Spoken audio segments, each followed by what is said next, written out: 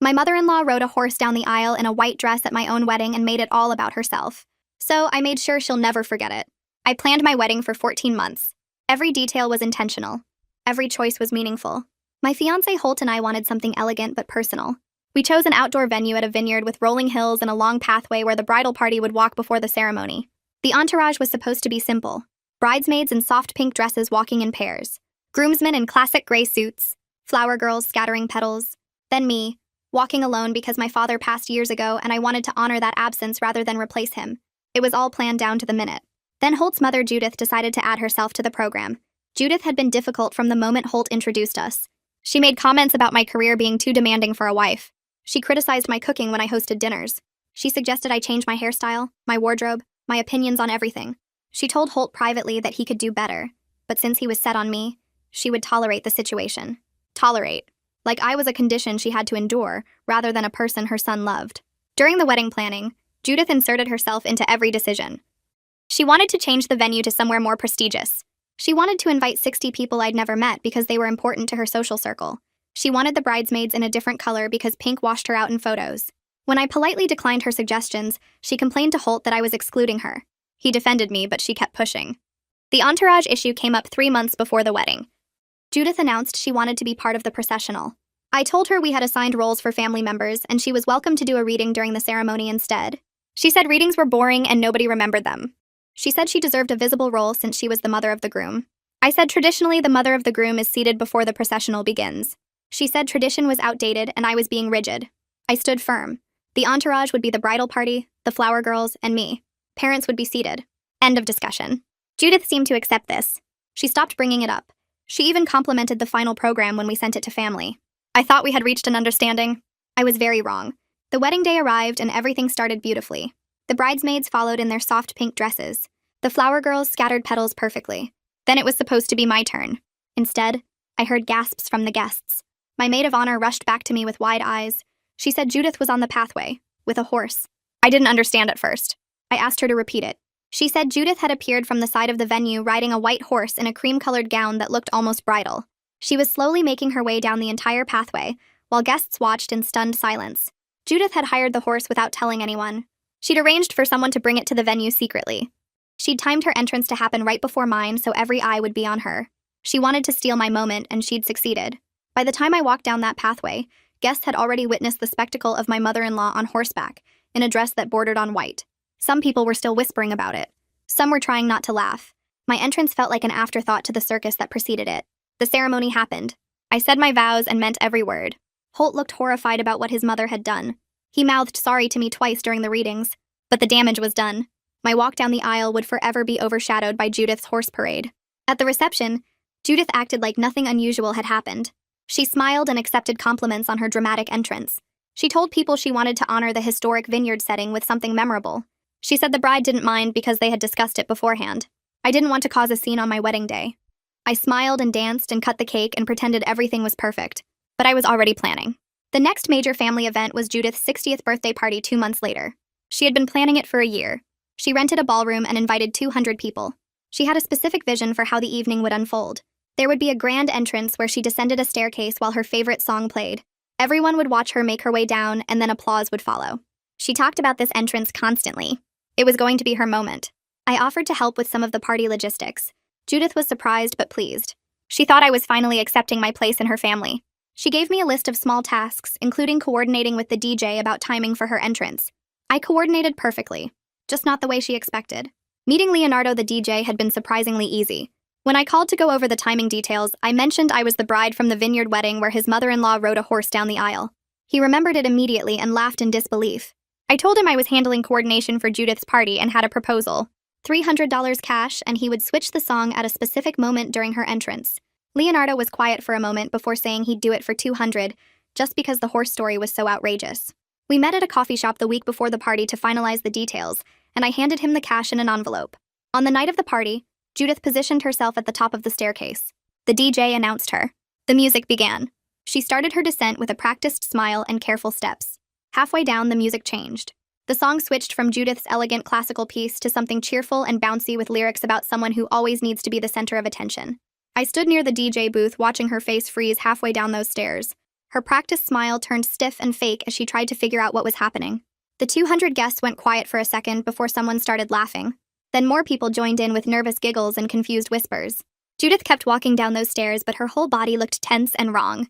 The song kept playing with its silly lyrics about people who make everything about themselves. Some guests were covering their mouths, trying not to laugh out loud. Others looked embarrassed for her. A few pulled out their phones to record what was happening. Judith reached the bottom of the staircase with that frozen smile still on her face and her cheeks bright red. My heart was racing, but I felt good watching her moment get ruined just like she ruined mine. Then the fear kicked in because I knew she would figure out someone did this on purpose. Judith grabbed the party coordinator by the arm the second she reached the floor. Her face was red and angry as she pulled him and Leonardo into a corner. I stayed back in the crowd pretending to look at my phone. I could see her mouth moving fast and her hands waving around. Leonardo kept shaking his head and pointing at his equipment. The coordinator looked stressed and kept apologizing. Leonardo was playing his part perfectly, acting like he had no idea what went wrong with the sound system. He kept pointing at different buttons and wires like he was trying to figure out the problem. Judith's voice got louder and I heard her say something about this being deliberate. People around me were still whispering about what happened. Some thought it was funny. Others felt bad for her. A woman next to me said maybe it was a sign from the universe. I wanted to laugh but kept my face normal. The party coordinator finally walked away looking defeated while Judith kept talking to Leonardo. Her whole grand entrance was destroyed, and everyone would remember the wrong song instead of her perfect moment. Holt found me 20 minutes later standing by the dessert table. He looked upset and confused in a way that made my stomach hurt. He asked if I knew anything about the music problem since I helped set things up with the DJ. I told him technical issues happen at parties all the time, and I had no idea what went wrong. My voice sounded calm even though my hands were shaking. He nodded slowly, but I could tell he wasn't totally sure. He said his mother was really upset and thought someone sabotaged her entrance on purpose. I asked why anyone would do that and tried to look surprised. Holt said he didn't know, but Judith was devastated because this party meant so much to her. He mentioned how much planning she put into everything. I felt a little bit guilty hearing the sadness in his voice. Then I remembered her riding that horse down my wedding aisle in a white dress, and the guilt went away. I told Holt his mom would feel better once the party got going and people stopped talking about the music. He squeezed my hand and said he hoped so. We stood there quiet for a minute before he went back to check on Judith. I watched him walk away and wondered how long I could keep lying to him. The next morning, my phone rang early, and I saw it was Holt calling from the other room. I could hear his voice through the walls talking to someone. When he came into the kitchen, his face looked tired and stressed. He said his mother called crying about the party being ruined. She told him someone deliberately messed up her entrance and destroyed her special moment. Holt tried to calm her down on the phone, but she kept insisting it was planned. I poured coffee with my back to him so he couldn't see my face. He said he told Judith it was probably just an accident with the sound equipment. She wasn't buying it, though. She kept saying the timing was too perfect, and someone wanted to embarrass her. Then Holt said the part that made my stomach drop. Judith suspected me because I was the one who helped coordinate with the DJ. My hand shook and I spilled some coffee on the counter. I asked why she would think that and tried to sound shocked. Holt said his mother remembered how I offered to help with the party planning, which wasn't like me. She thought maybe I was getting revenge for the wedding thing. I turned around and looked at him straight in the eyes. I said I would never do something that mean, and I was just trying to be helpful. Holt watched my face for a few seconds before nodding. He said he told his mother the same thing, but she wasn't letting it go. I asked what that meant, and he said Judith was going to keep digging until she proved someone sabotaged her party. The coffee in my cup was getting cold, but I couldn't drink it. My throat felt too tight. My phone rang that afternoon, and Raina's name showed up on the screen. Raina was Holt's younger sister and usually stayed out of family drama. I almost didn't answer because I knew what she was going to ask. Her voice sounded curious instead of mad when she asked if I had anything to do with the music incident. I told her no and tried to sound convincing. Raina was quiet for a second before saying she knew I had good reason after what Judith did at my wedding. She said if I did change the music, it was actually kind of brilliant. I stayed quiet, not sure what to say. Raina told me she couldn't say this stuff publicly, but she thought Judith needed someone to stand up to her. Then her voice got more serious. She warned me that Judith was on a mission to prove I sabotaged the party. She was calling every family member, asking questions, and building support to confront me directly. Raina said some relatives were taking Judith's side and saying I was being cruel. Others thought Judith deserved what happened after the horse stunt. The family was splitting into groups and picking sides. I asked Raina what I should do, and she said keep denying everything.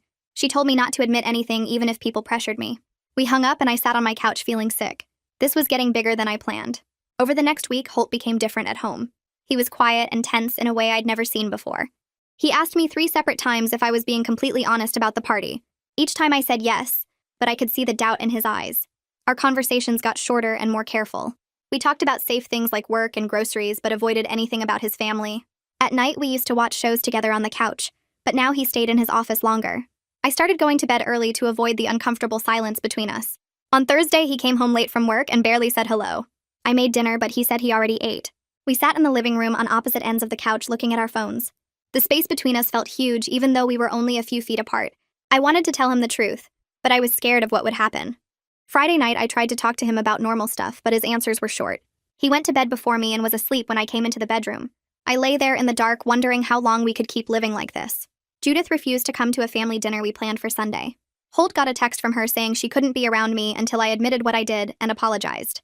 He showed me the message and I could see how hurt he was. His father Atticus called later that evening.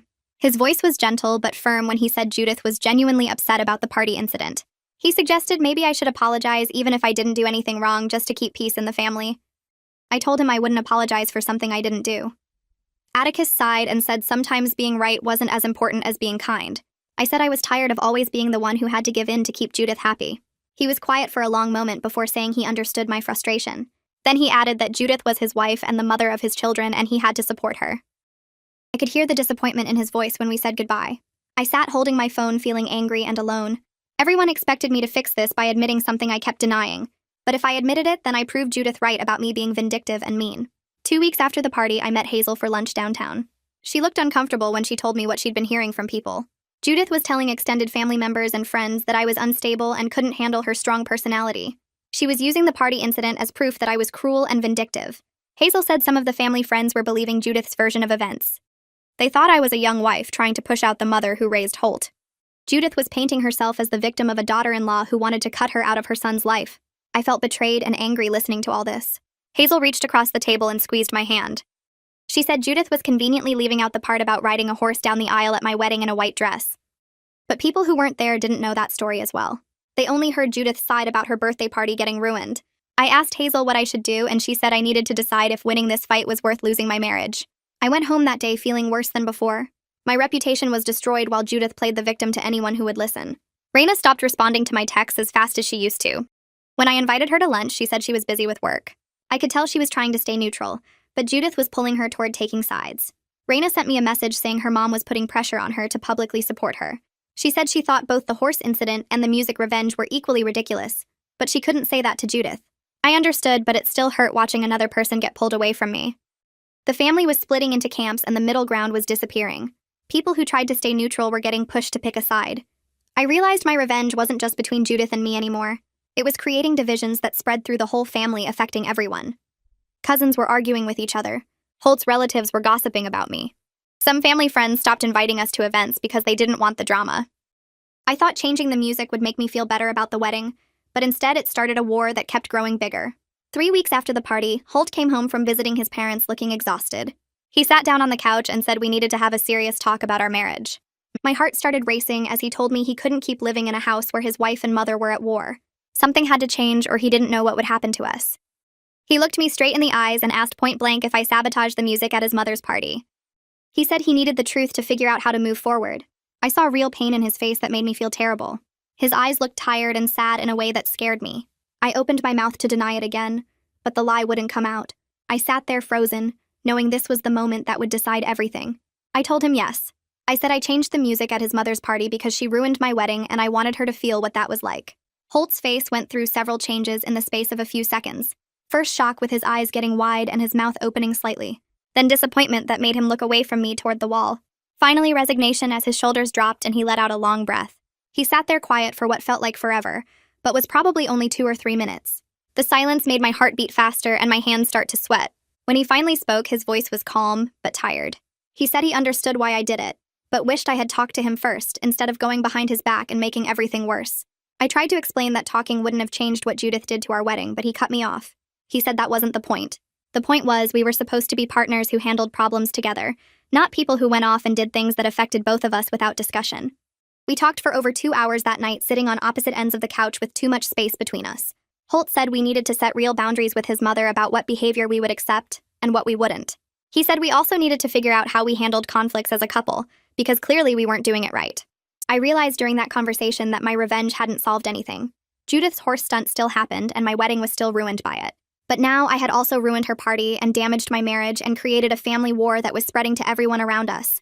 I felt worse sitting there than I had felt watching Judith ride that horse down the aisle. At least on my wedding day, I had righteous anger to fuel me. Now I just felt tired and stupid and ashamed. A few days later, Hazel came over with coffee and pastries from the bakery we both liked. She sat down at my kitchen table and looked at me with the expression she got when she was about to say something I wouldn't want to hear. She started gently by asking how things were going with Holt and his family. I told her about the conversation where I admitted what I did and how Holt reacted. She nodded and ate some of her pastry before speaking again. She said she needed to tell me something as my friend, even though it might make me mad. She said when this whole thing started with the horse at my wedding, she was completely on my side and thought Judith was awful. She still thought the horse thing was ridiculous and selfish. But now she was worried about me because I seemed obsessed with getting back at Judith the same way Judith had been obsessed with stealing attention at my wedding. She said I was becoming just as focused on one-upping Judith as Judith was on making everything about herself. Her words stung because part of me knew she was right. She said she supported me but was concerned I was damaging my marriage and my own peace of mind by staying locked in this fight. She asked if winning against Judith was worth losing Holt or becoming the kind of person who sabotaged parties and lied about it. I wanted to argue with her but couldn't find the words. She was right, and I had been. So focused on getting even that, I didn't notice I was turning into someone just as petty as my mother-in-law. 2 weeks later, Holt said we needed to go to a family barbecue at his parents' house. I immediately said no, but he insisted. He said if we ever wanted to repair any of these relationships, we had to start somewhere, and this was as good a place as any. I knew he was right, even though the thought of facing Judith made my stomach hurt. The afternoon of the barbecue was tense from the moment we arrived. Atticus opened the door and gave us both awkward hugs that felt forced. Judith was in the backyard setting up food on a long table. She looked at me when we walked out, then looked away without saying hello. Other family members were there, including Holt's aunt and uncle and some cousins I had met a few times. Everyone seemed uncomfortable, like they knew about the drama and didn't want to be caught in the middle of it.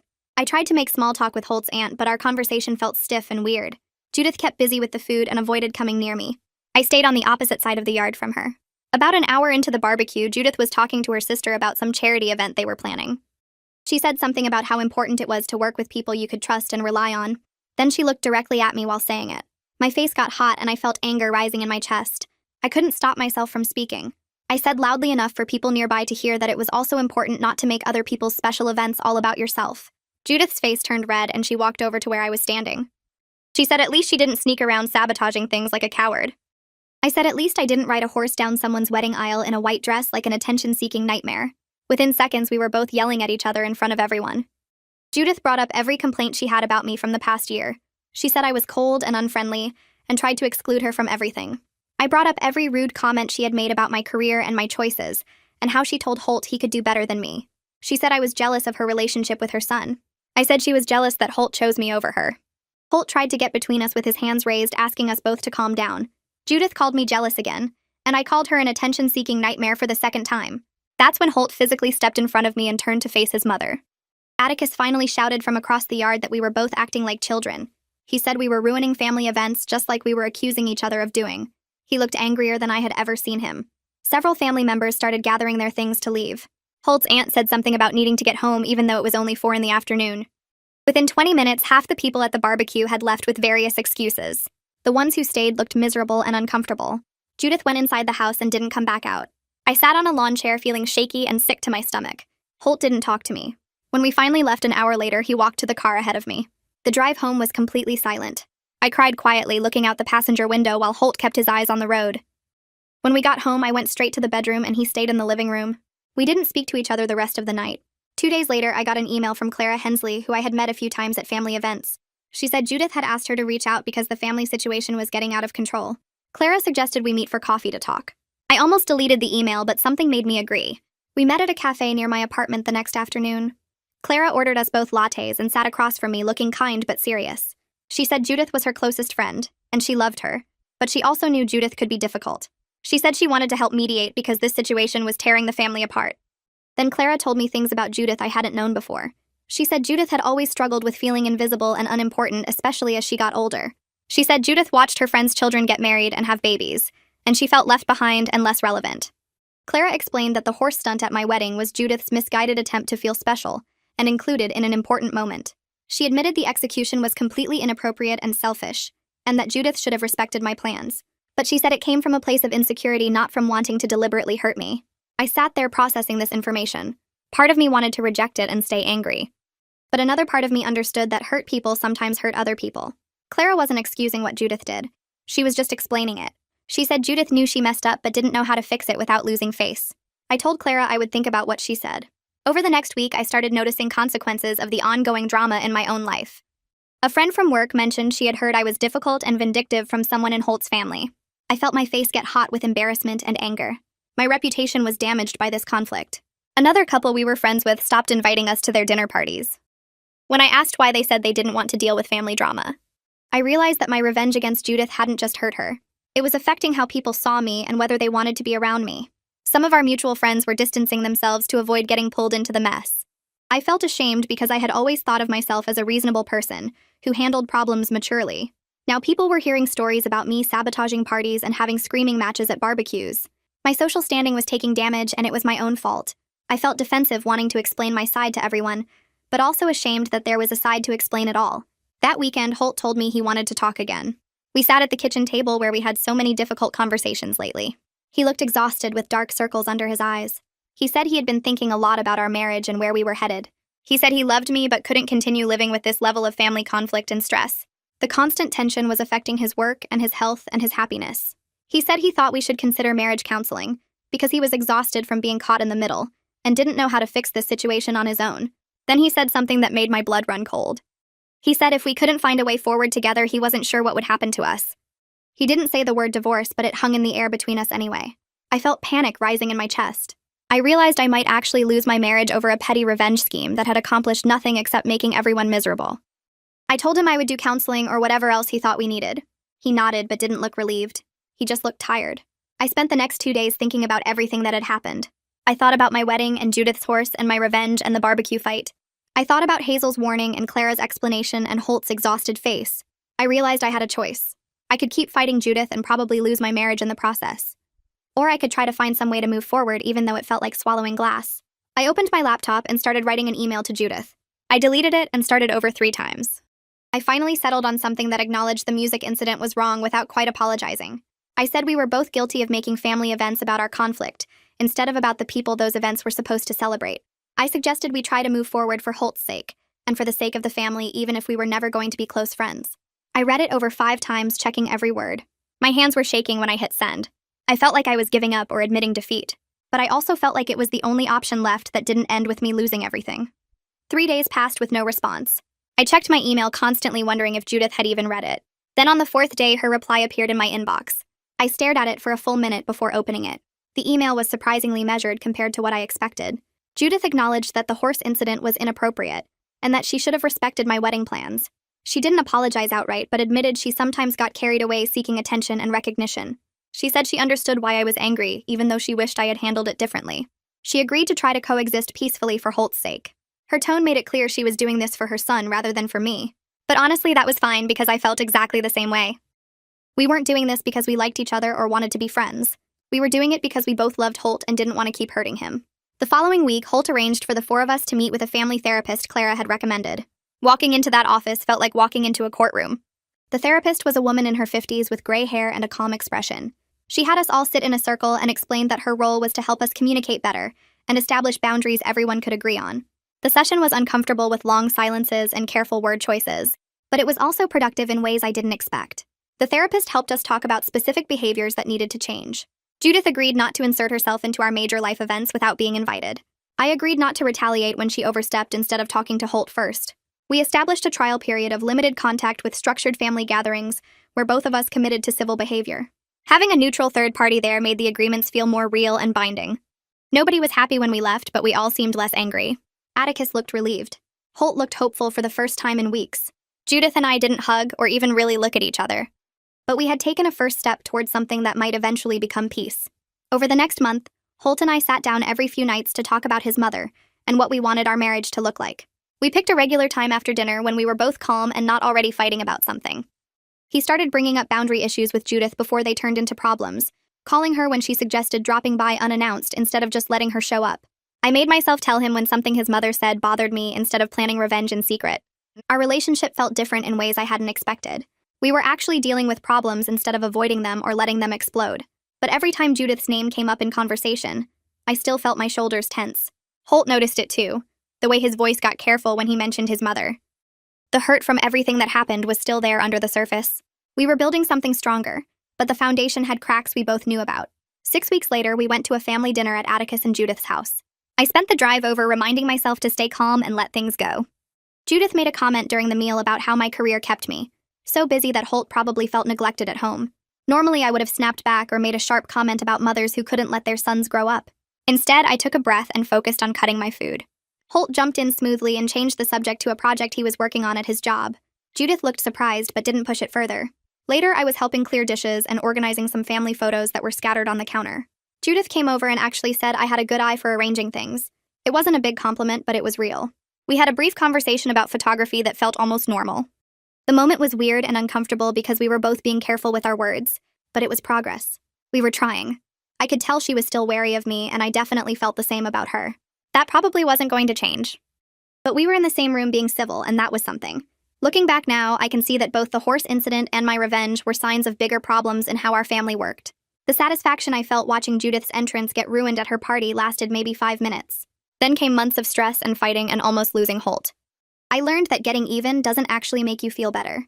It just creates new problems and makes everything worse. Sometimes the high road exists for good reasons, even when it feels completely unfair. I wanted to hurt Judith the way she hurt me, but all I did was hurt myself and my marriage. The revenge felt good in the moment, but it cost me so much more than it was worth. Judith and I will never be close. There's still awkwardness at family events and probably always will be. But we've reached a workable peace where we're polite and keep our distance from each other. Holt seems relieved that he can have both his wife and his mother in the same room without warfare breaking out. Honestly, that's enough for now. I still think her horse stunt was ridiculous and selfish.